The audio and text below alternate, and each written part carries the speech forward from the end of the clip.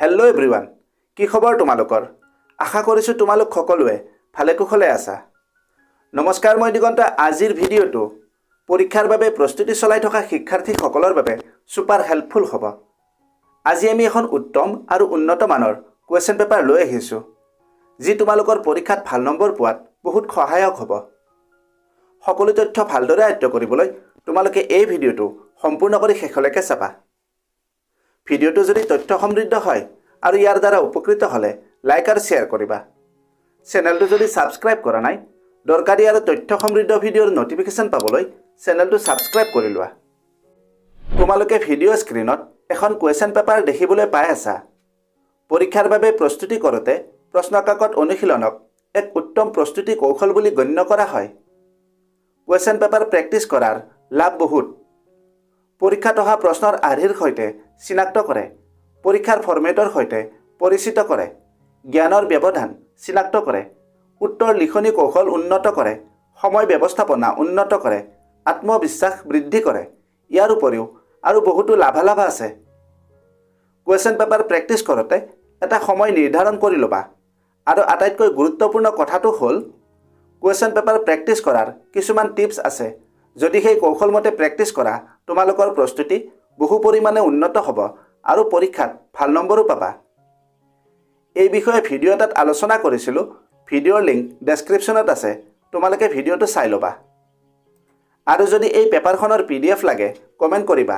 লগতে তোমালোকৰ প্ৰস্তুতি কেনে চলি আছে এই বিষয়েও কমেণ্টত লিখিবা। এতিয়া তোমালোকে পেপাৰখন ভালদৰে চাই লোৱা।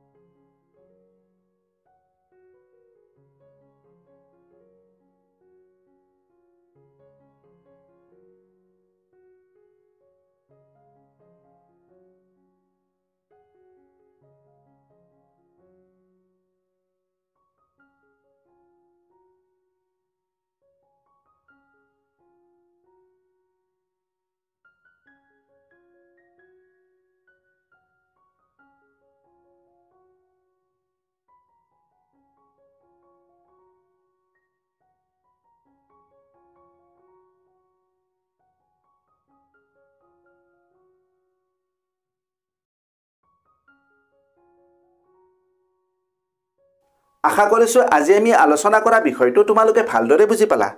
ভিডিঅ'টো যদি হেল্পফুল হৈছে তেন্তে লাইক কৰিবা আৰু বন্ধু বান্ধৱীৰ লগত শ্বেয়াৰ কৰিবা। লগতে ভিডিঅ'টোৰ বিষয়ে নিজৰ মতামতো দিবা। আজিলৈ ইমানতে এৰিলোঁ। অতি সোনকালে আন এটা আকৰ্ষণীয় বিষয়ৰ সৈতে পুনৰ লগ পাম। ধন্যবাদ। कामयाबी का शॉर्टकट मेहनत और डेडिकेशन, ये चैनल बनाए तेरा परफेक्ट फाउंडेशन। सब्सक्राइब करो, join this ride, let's grow together side by side।